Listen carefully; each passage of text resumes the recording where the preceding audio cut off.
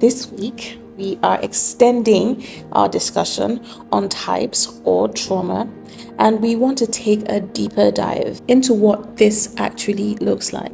So we're going to break this down into a series, guys, and I don't know how long it'll take, but however long it takes to talk about this topic and open it up in a way that we can understand and absorb and not just gloss over it.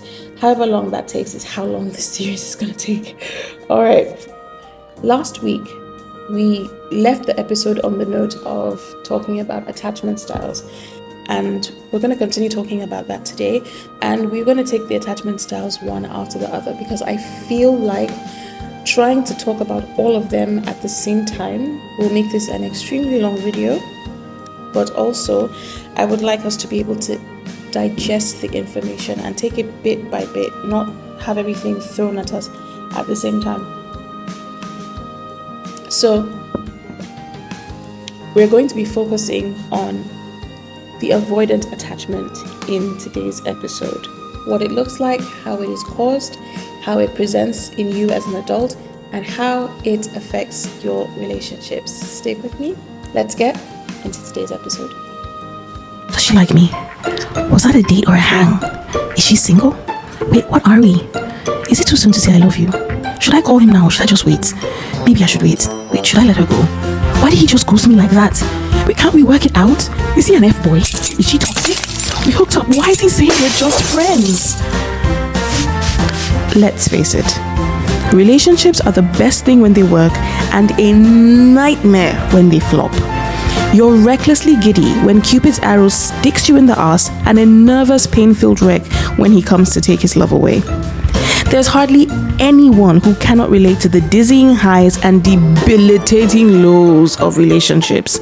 We are naturally wired for connection, so when that's messed with, it can make us feel crazy. Enter Bambazeled. On this show, we help you figure out if you are being bamboozled by your bae. That's it. Nothing else, nothing fancy, just a real, raw, honest to heavens and hopefully helpful take on the best to the worst of relationships and everything on the spectrum in between. No topic is off limits, no situation is too taboo or embarrassing. Give us everything. So, if you're wondering if you're being bamboozled by your bae, don't walk, run here. This is your new home. I am your new bestie, and I've got you. Now, let's figure out if you're being bambazeled. All right. Hi, hello, beautiful people. How are you doing? Thank you for rocking with your girl. Thank you for tuning in for yet another episode of Bambazeled. I love you for watching. I love you for being here. Thank you to everyone who watches this show, who participates, who shares, all of that good stuff. Thank you so very, very much. All right, we're going to dive right into today's episode. We are talking about the avoidant attachment. So let's move on. What are the characteristics of an avoidant attacher, a person with an avoidant attachment style? 1, they are highly self-reliant. Now, this is, if you remember, I said this is the bad thing that hides behind a good thing, because it's good to be self-reliant. You need to be able to take care of yourself. You need to know how to take care of yourself. Because if you don't know how to take care of yourself, when you get to the stage of life where you create your own family, you're not going to be able to take care of your family. You're not going to be able to take care of your kids. And it is in taking care of yourself that your kids learn how to take care of themselves. It is in how you take care of children. It is in how you care for them that they learn how to care for others. So, number 1, very high self-reliance. They prioritize independence and self-sufficiency over anything else, and they will often avoid relying on other people for, emotional support. An avoidant would almost rather die than have somebody be there for them emotionally.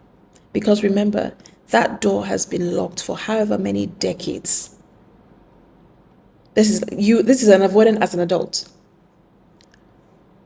And you are there trying to open the door Or the door, all the emotions that have filled that room are banging on the door. Let us out, let us out, let us out, let us out. And you want to go there and open the door. They will kill you. They're not going to let you because it's overwhelming for them.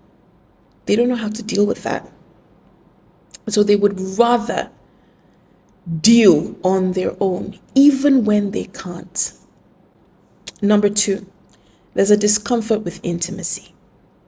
Now, avoidant individuals tend to feel uneasy with closeness and intimacy, and they prefer to keep emotional distance. Have you ever met someone who would much rather not be hugged? Who would much rather not be touched? Someone who freezes up when you start to cry?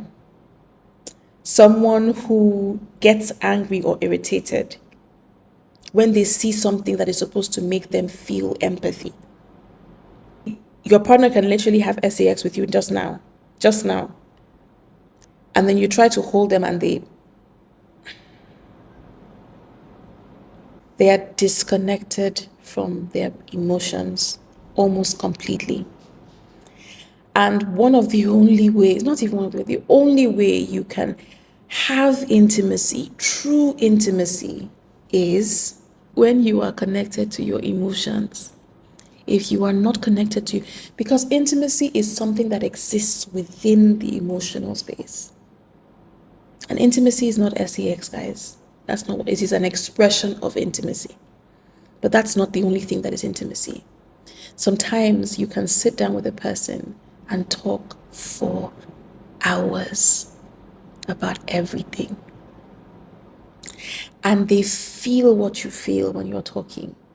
You can be telling them some random, mundane story about maybe when you were riding your bike as a kid and you had like an accident and you flipped over the bike, and that's how like you have a cut on your leg. And they are so inside of you.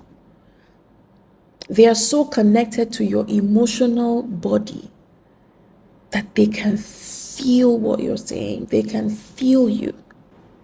In other words, intimacy is a person being able to feel into you. There's this colloquialism that is said, intimacy is into me, see. So whether the vehicle for that seeing is sex, whether the vehicle for that seeing is quality time, whether the vehicle for that seeing is adventure, whether the vehicle for that seeing is rest, like literally you can actually have intimacy while you guys fall asleep. There is something so intimate about sleeping with your partner and then your legs are intertwined. Oh, I love it so much. Your legs are in theirs.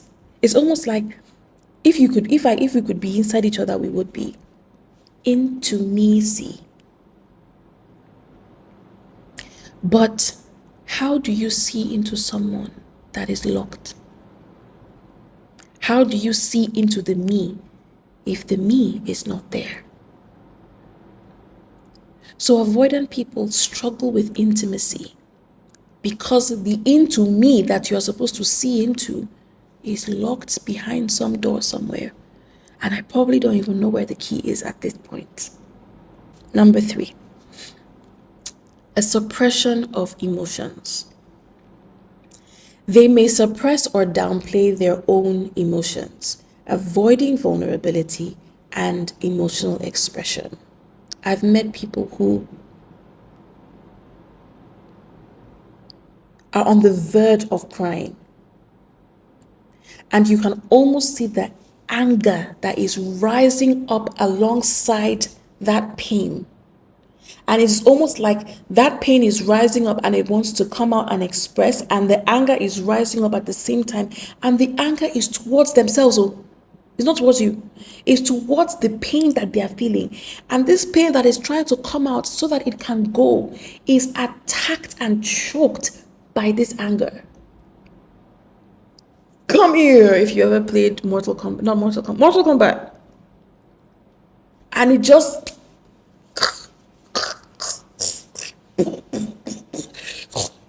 a body slam, boom, and it body slams on your pain and beats that pain to a pulp. And you are watching, I have watched someone get angry at themselves for crying or for wanting to cry.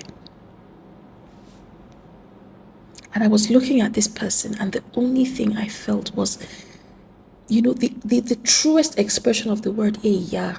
And it wasn't like mock, it was like, I wasn't mocking the person, it was like, oh my God, what happened to you that made the only emotions you are allowed to feel be anger, rage, resentment? What happened?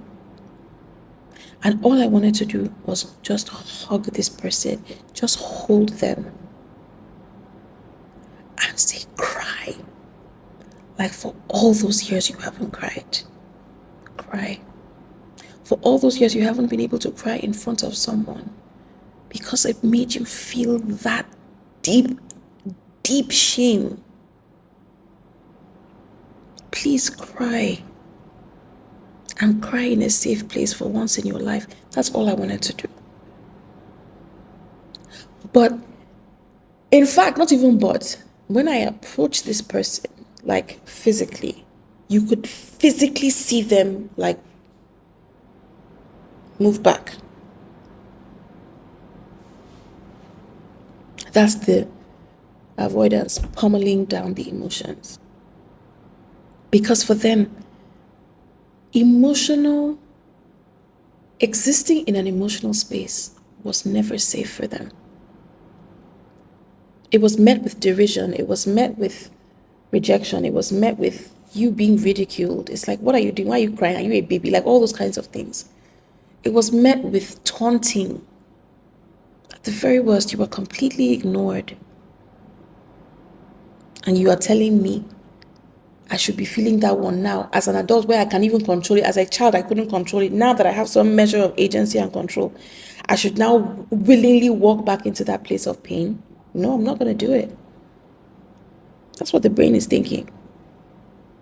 And though you can see this deep need for them to express, they won't. They will deny the pain. They will ignore the pain. They will reject the pain. They will pray away the pain. They will drink away the pain. They will sex away the pain. They will do anything with the pain but acknowledge its existence and feel it. Number 4, they have a difficulty trusting others. Trusting others can be challenging for avoidance, and it leads to guardedness and a reluctance to open up. I have a sister by love, because that's how we say it in my family. You're my family member by love or by blood or by love. And I have this sister by love.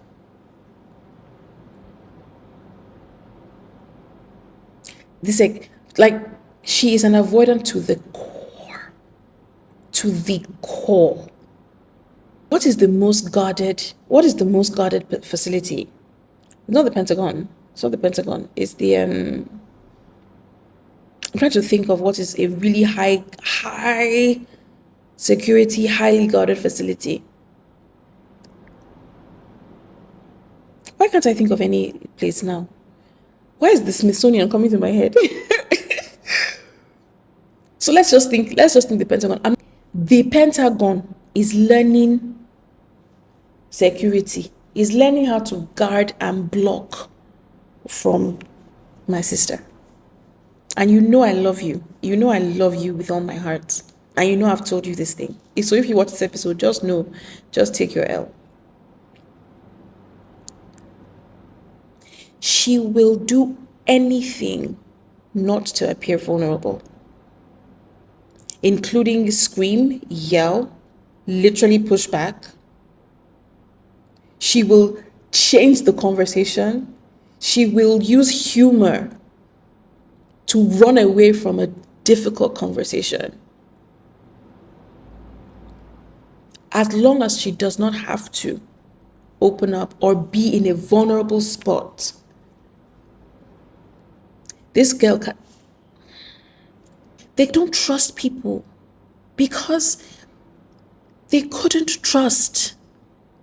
Do you know that trust is not just like, oh, I gave you money, you didn't eat my money?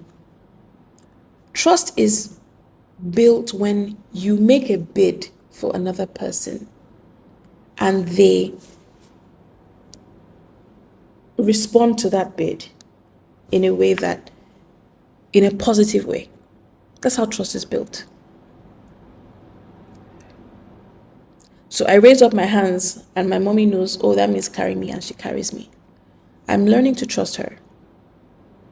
I cry when I poo in my diaper, and I know that when I poo in my diaper, I'm not going to have to sit in this filth. I'm learning to trust my parent. Trust my big sister who changes my diaper. I'm learning to trust because I have made a bid for connection and somebody meets that, responds to that bid with connection. When that bid is responded to with rejection, it breaks trust. And so avoidant people don't trust nobody, even their closest friends. They don't trust anybody with their emotional selves. They can trust you with money, they can trust you with advice, like, oh, let's go and do this job, whatever. But the real them, like my pain, my trauma, the mistakes I've made, the stupid things I've done.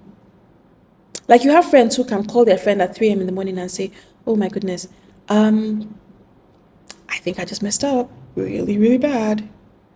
And they know that their friend might tell, that their friend might reprimand them, but their friend is going to show up for them. Avoidance would rarely do that. They will, even if they have to die to fix that thing or figure it out, they would rather. They don't trust people because they couldn't trust the people that formed their idea of people. They couldn't trust them to show up emotionally. Number 5, there's a reluctance to commit. Baddies and bobos, all these people who say, oh, I have commitment issues. Oh, I'm not ready for a serious relationship. The ones who are chronically not ready for a serious relationship. Not because there are times when I have not been ready for a serious relationship. In fact, sometimes I wonder if I am even now. Do you know what I mean? But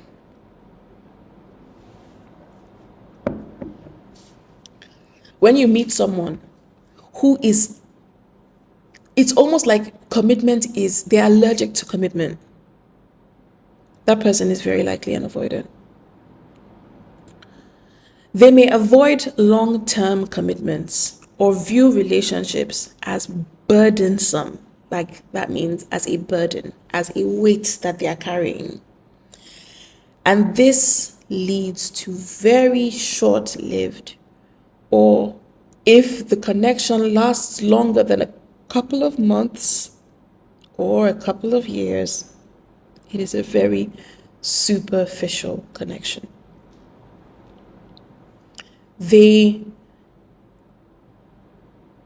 An avoidant is if you know someone who is a relationship hopper, they're probably avoidant.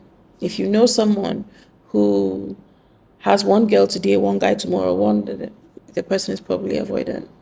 If you know someone who has difficulty with relationships, that is like, it never works out. No matter, just the relationship does not work out, they are probably an avoidant. Because these behaviors will kick in, these fears, the fear of not being able to trust you, even if you have proven yourself to be trustworthy, not being able to emotionally depend on you, not being able to rely on their partner, suppressing the emotions that are necessary for a deep connection. These behaviors will run people off. And so when their partner eventually leaves, no matter how much the partner loved them or whatever, when the partner eventually leaves, you're saying to yourself, oh, what happened again? So these are people who, they have a track record, a long laundry list of broken relationships, friendships included. They can just walk away from a relationship. That is part of the avoidance.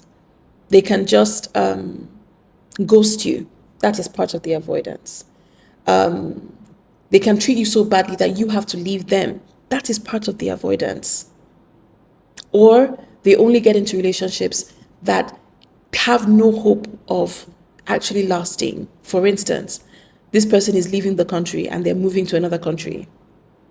They can have like a quick 6-month tryst with that person, and they know that we don't have to really connect because you're going to go away and then I'm going to be free. Because for them, intimate relationships, even relationships in general, past a certain point of superficiality, is a burden. If it doesn't remain on the surface, it becomes really tasking for them. All right. So, what are the effects that being an avoidant attacher have on relationships?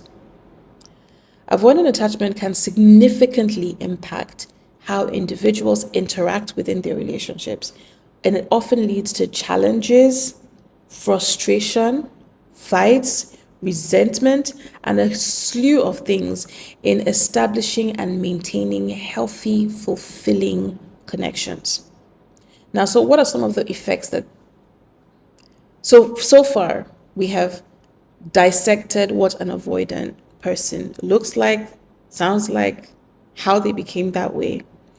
We want to talk about how they show up in relationships and the effects that has on the relationship that they are in, either with their friends or their intimate partner, or what have you. One of the effects is emotional distance. Partners of avoidant individuals feel emotionally neglected or disconnected from their partner. They struggle to establish deep emotional bonds with their partner. So one of the effects, and if you remember when we were talking earlier on, what made this person an avoidant? Emotional neglect. Mommy or daddy had logical, practical presence in your life. But when your emotions came up to the fore, mommy and daddy didn't have time for that. They didn't have interest in that. They were not responsive to that. You were emotionally neglected. And so what do you do when you become a partner to someone? You emotionally neglect them. That is all you know. That's all you know. You know that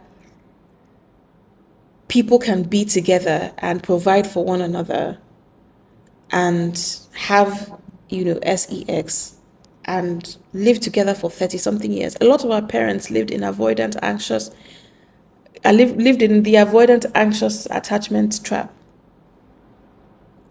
Usually the woman was the anxious one and the man was the avoidant one.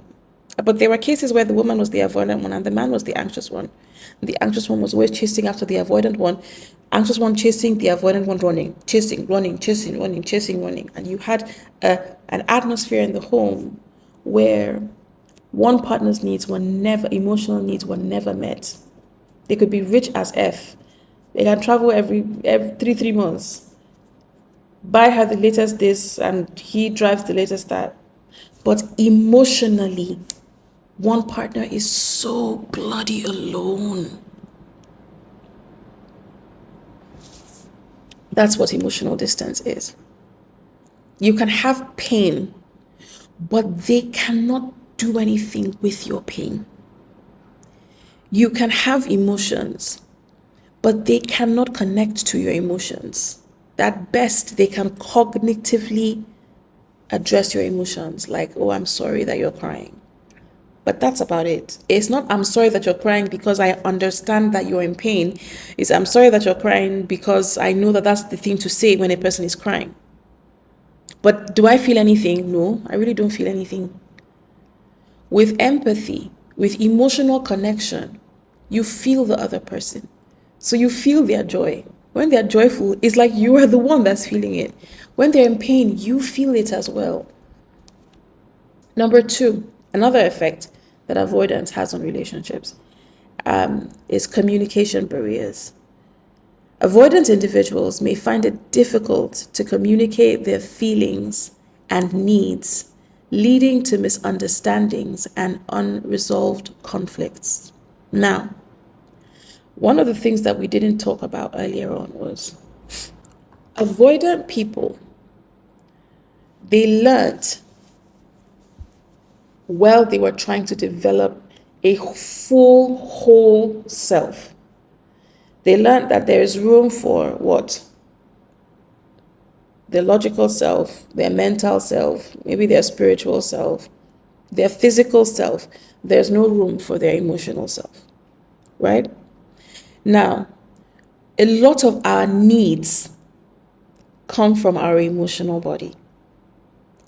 And if I am disconnected or disallowed to exist in my emotional body, then my needs also mostly go unmet.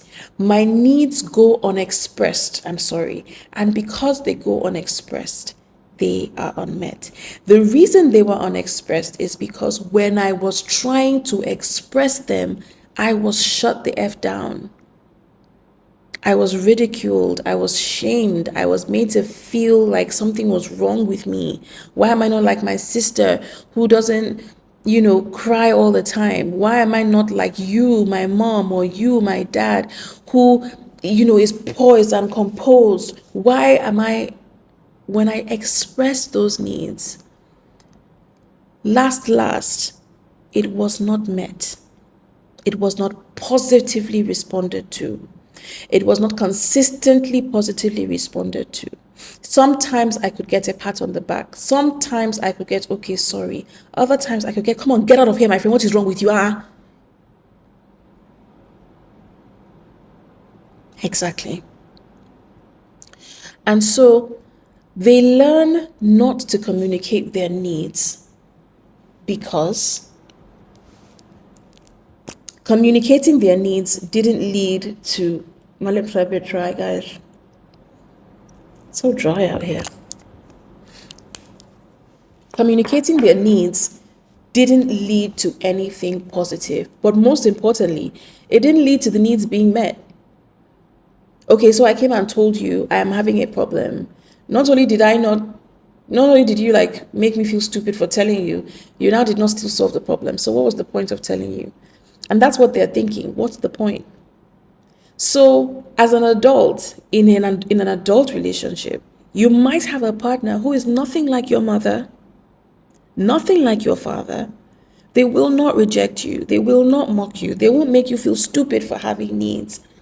But when you need to express your needs, the memory of knowing that you shouldn't do it because you are met with pain when you do will stop you from expressing those needs and will subsequently frustrate your partner. Because if a person loves you, they want to know what is going on with you. So they know where to help. They know how to support. They know where to correct. They know where to bring in their own resources to make sure that your experience of life is better. But if they don't have the information, how do they do that? So you have people who are frustrated that they have a partner who will who can't talk to them and who they can't get through to. So there are communication barriers. Another way it affects your relationships is a fear of dependency. Now, they may perceive dependency as a weakness, avoiding situations where they might need to rely on their partner. Now, as a kid, you were always in the weaker position in comparison to your parents. Simply because they were older, they were bigger, they were larger, they were stronger. They had more access to resources than you did. And so you were always in a position of dependence when it came to your parents. Now, if your parents were avoidants and you became an avoidant attacher because in your place of dependence on your parents, you were made to feel distress, rejection, mocking. We've gone through all of that. It teaches you that depending on people is the problem. Not that it was your parents that were the problem. So instead of knowing, and there's no way you could know this, you were just a kid, that it's not like depending on people will hurt me. It is depending on people who I shouldn't depend on that will hurt me. You just shove it and say, hey, my parents, I couldn't depend on them. Because when I depended on them, it landed me in emotional distress. It landed me, I was either crying, I was on punishment, I was beaten, I was rejected, I was made to do it by myself, whatever. Don't depend on people. Now, when you become an adult and you are in a relationship, one of the surest ways of building a strong, healthy, unbreakable bond is interdependence, is being able to lean on your partner and then being able to lean on you. An avoidant person, even if you people sleep on the same bed, they will never emotionally depend on you. And can you imagine how frustrating that is for someone who is healthy and who wants to love you? You can't love them past a certain point because they are forever dancing around intimacy, but they are never getting into it. So they don't emotionally depend on their partner, and their partner will be frustrated because to build a real strong bond, there are certain things you have to go into together. If you refuse to go into those places together, your bond cannot be strengthened past a certain point. Now, if you have one partner that is willing to go into that space and another partner who is refusing to go into that space, do I need to tell you what kind of the recipe for disaster that is? So you can't get past a certain point. All right, number 4. A fourth way that avoidance affects relationships are cyclical patterns. Now, avoidant behaviors can and will create a cycle of distance and withdrawal, reinforcing the individual's belief that close relationships are inherently problematic. Avoidant people don't believe, like I said in the last point, it was my parent that was problematic. They believe relationships are problematic. If I didn't have to be in a relationship with my parents, I wouldn't have had to suffer the rejection I suffered. But this is also happening simultaneously with the love and devotion you have to and for your parent. And so it is very dissonant. It gives you a lot of cognitive dissonance because I love this person on the one hand. I love them with my whole life because at some point they were my all. But at the same time, my all brought me so much pain. And so you are almost living in a state of confusion when it comes to your parents. You love and want to be loyal and devoted to them, but also some of the deepest pain you felt is this woman that caused it. Is this man that caused it? And so what the brain does to try to fix that, because that dissonance is uncomfortable for you, what it does to try to fix that is, it says it's not my parents that are bad. It's not my relationship with my parents that is bad. It's relationships that are bad. So you learn that, relationships are the problem. And if relationships are the problem, how do you solve that problem? No relationships. This is one of the reasons why they struggle with relationships a lot. They run out of relationships really quickly. They discard relationships very quickly because the relationship to them is the problem. If this relationship was not there, the problem I'm experiencing, I will not be experiencing it. That's how they see it. And so they're not seeing you as a person that they have connected to, a person whose life has intertwined with theirs.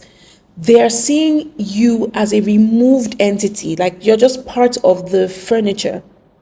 And if I don't like the furniture, I'm just going to get rid of it and get new furniture. Until they realize that no matter how many times you change the furniture, if the you that's inside the house is still the same, the furniture is not going to be, the changing the furniture is not going to fix anything. To stick with that analogy, if you have a shit house right? But you think the furniture in the house is the problem. Like the walls are cracking, the roof is leaking, there's an infestation in the house. You have like a roach infestation. You don't have any windows. Your house is in a state, it's dilapidated, right? And you think, and to you, the problem with the house is the furniture. You think this furniture is dated, is gauche, it's too big for the space, da, da, da. With an avoidant, the house, then, they are the problem, or their way of seeing relationships is the problem. But what they think is the problem is the relationship. And in this analogy, the relationship is the furniture. So what do? They throw out the furniture and say, I'm just going to get new furniture, because if I had better furniture, I would have a better experience in this house. Meanwhile, the roof is leaking. There are no windows. The walls are cracking. There's a roach infestation. So they go and they change the furniture. And for a moment, they say, oh my gosh, look at my beautiful new furniture. And they sit in it for a moment. And they're fine until you hear the drip, drip, drip from the roof again, from the ceiling again. You hear the wind blowing in through the windows because the space, because there's no windows there. You see a couple of roaches run across your carpet. And you think, oh my God, I'm so uncomfortable in this house. I'm so uncomfortable in this house. Oh my God, this furniture sucks. And they throw out that furniture again and go and get new furniture. And they repeat the cycle. That is what is meant by cyclical patterns. They think the relationship is the problem, not their patterns or their ways of behaving.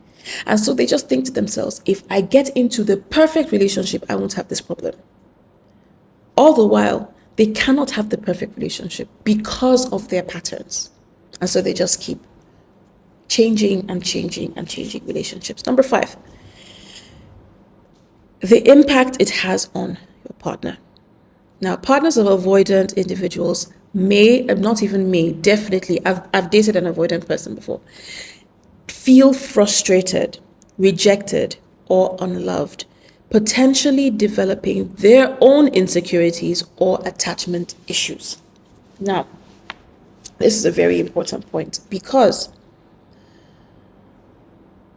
you can have the best intentions. That's you, the healthy partner, right? You can have the best intentions for this person. If their dysfunction is unattended to, is unfixed, is unhealed, no matter how deep your devotion is, their dysfunction will override and upturn it every single time. You cannot be devoted enough to fix dysfunction. The only thing that fixes dysfunction is self-awareness and a choice, a decision on the part of the person with the dysfunction to heal it or fix it.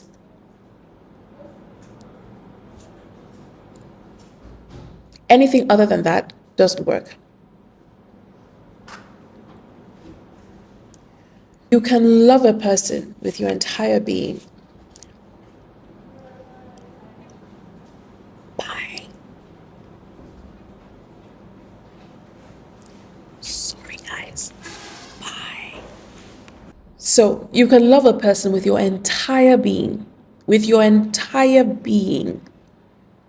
But if they cannot meet you at the place of love, which also includes the love for themselves, there's nothing you can do about it.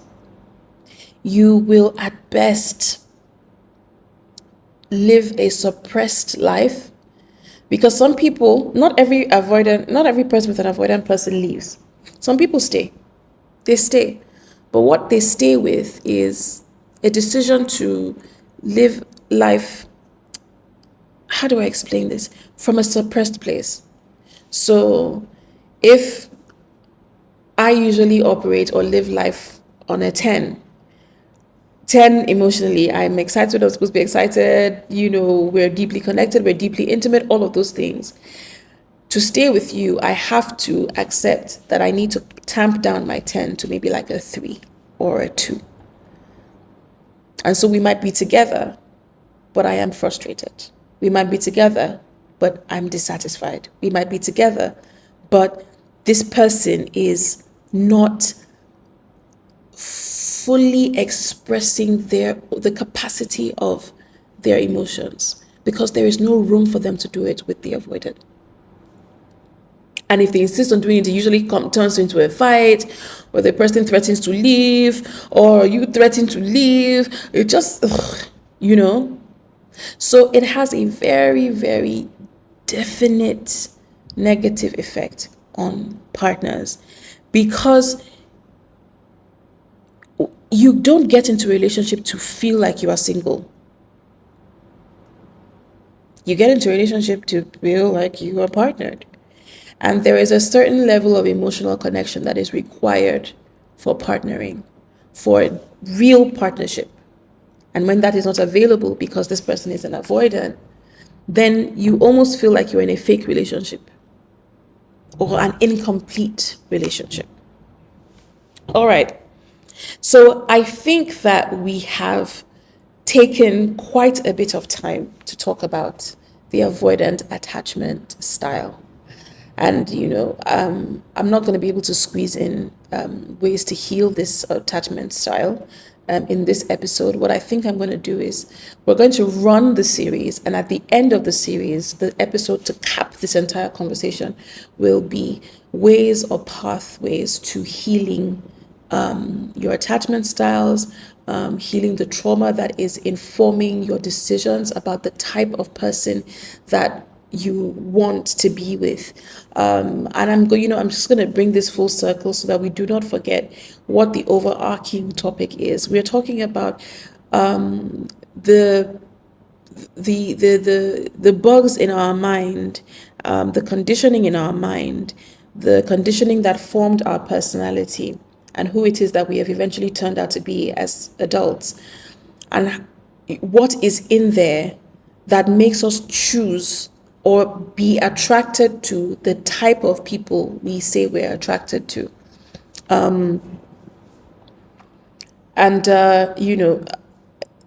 So if you've been with someone who sounds similar to the things that we've talked about, and you don't understand why it is a guy that ignores you that turns you on, right?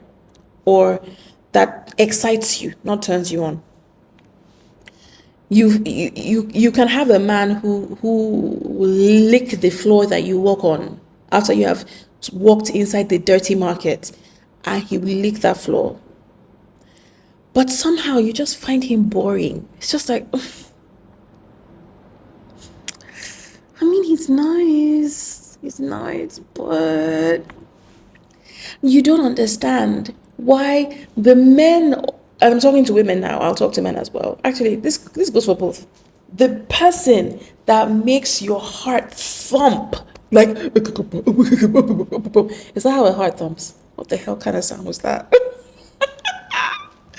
The person that makes your heart thump, like you can feel your heartbeat rise, you can feel your pulse rise. Sometimes you get like hot flushes. When I am very attracted to a person, I feel heat rising here. When I start feeling that thing, I'm like, no, Annie, you're attracted to this man. Stop it. I can like actually feel the heat in my chest. And I don't even know if that is trauma in and of itself. But the nice guy, you find him boring. But the guy who leaves you on red for 3 weeks and then pops up out of nowhere and is like, oh, hey, baby girl, like, oh, sorry. That's the one that your heart is beating for. The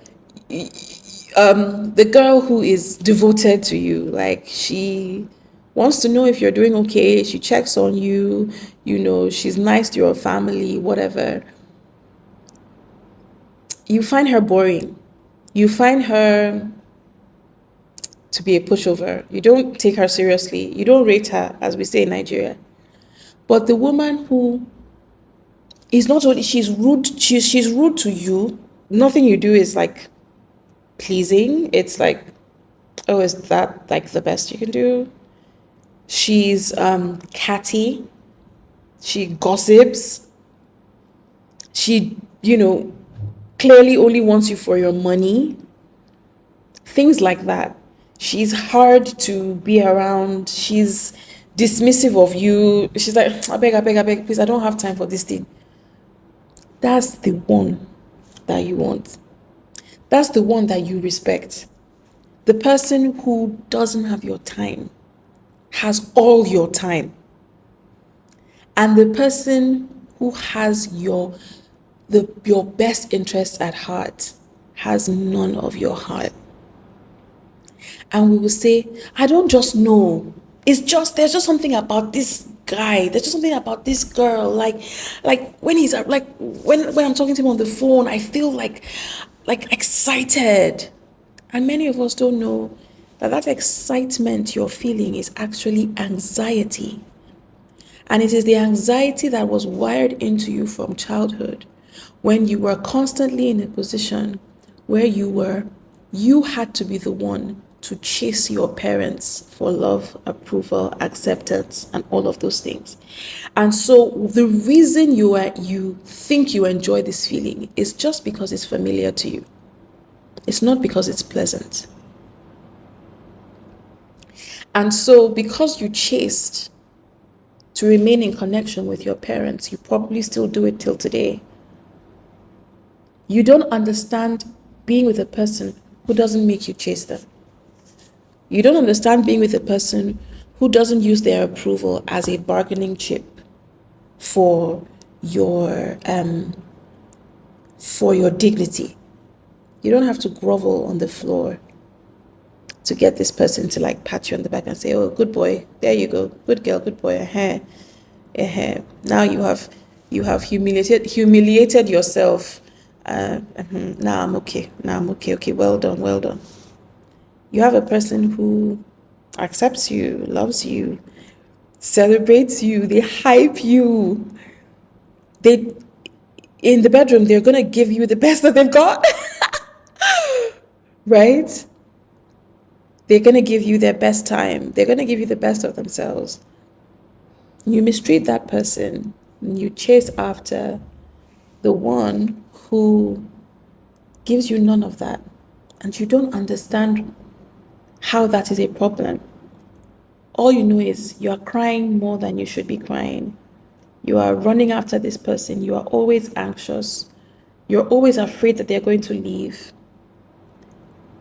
That is a prime example of how the trauma you experienced of emotional neglect from your parents has informed the type of person you are attracted to, that excites you and wakens the attraction. And because we think that love is butterflies, and so when we're not feeling the butterflies, therefore there is no more love, you're chasing after the feeling of the butterflies in your stomach. You're chasing after the awakening of your attraction. Now, there's nothing wrong with that if your attraction metrics, I guess, are based on healthy factors. It is a disaster if they are based on unhealthy factors, like having to perform to get love, having to debase yourself to get affection, having to live off of crumbs of affection, sacrificing and abandoning yourself to be accepted by another person. So this is what I think. And if you don't think what I think, then we're going to have a problem. And so you have to agree with your friend, your partner, your sister. If not, there's going to be tension in the house. But in order not to lose that relationship, you capitulate and agree with them, even when you don't actually agree with them.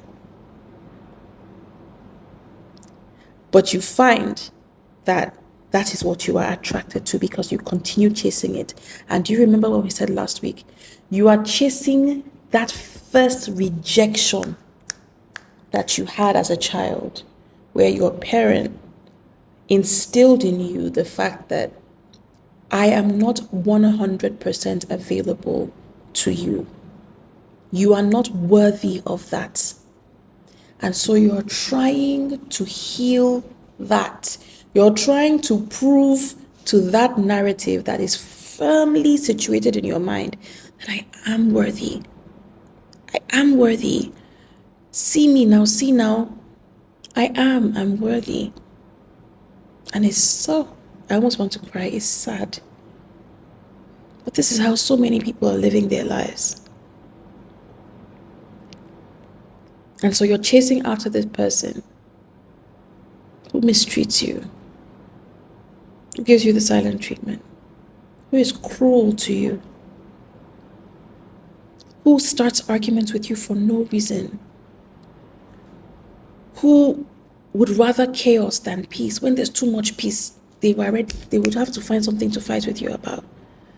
Who can watch you cry and scream like you are a mad person, and they can just stand there and look at you like this. And they don't feel nothing. But you would rather die there than be with the person who actually loves you. Why? Because your framework for love, your framework for connection was based in all the stuff we've been talking about. Inconsistency, a low quality of emotional responsiveness, emotional neglect, pushing you to be overly reliant on yourself, rejection, condemning or condemnation, unhealthy competition. You need to be the best. If not, you're not worth my time or attention. And so many other things like that. All right. So I haven't talked about this. I think we can bring this episode to a close.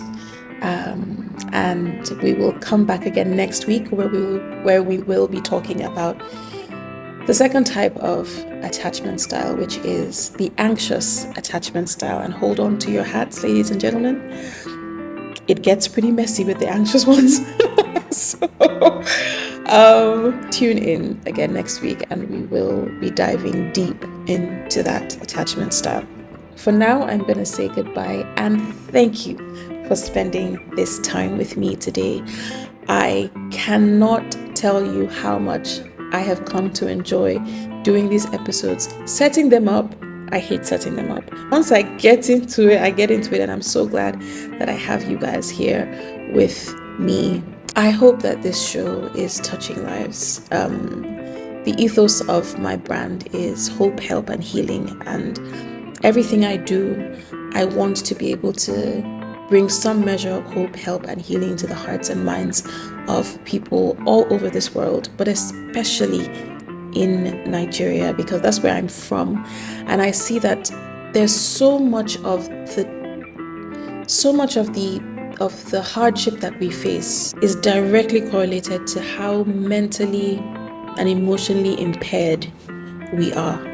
And I think that if my generation and the generations coming after, if we can actually start to get to know ourselves properly and understand ourselves properly, we might be able to create a better, different country, a different experience where we actually care about one another. If we care about one another, there's certain things you just won't do, like stealing billions and billions of dollars while people can't eat 3 meals a day. You just won't do it, right? So anyways, before I get all meta on us, thank you so much for joining me. If you have a story that you would like to share, please write in. For now, piling up the stories because I have decided to go deep into this topic of types or trauma. I think it is worth extrapolating on. I think it is worth going deep into, and one or two episodes won't cover it. So please send your stories. When I've exhausted this episode or this topic, we will start reading other people's stories again. And funnily enough, if I have a story that accurately represents the topic that we're talking about within this series, I will use that story for it. So please send in your stories. You already know where to go to. The email is bambazeled@gmail.com. Bambazeled is spelled BAMBAEZLED @gmail.com. Keep sending me your DMs. I enjoy reading them, and as I've promised, I will always keep your stuff confidential. I'm the only one that sees them, and I delete them once the episode is done. Okay? So you're safe with me. Okay, so you know what time it is? Sign off with me. We did it. In life, you can always do better or you can do worse. Let's try to find ourselves in the former more than we are in the latter. Stay safe out there in those relationship streets. Make sure that you are not bamboozling or being bamboozled by your bae. I will see you again in the next episode. And until then, please let love guide you. Always. Bye for now.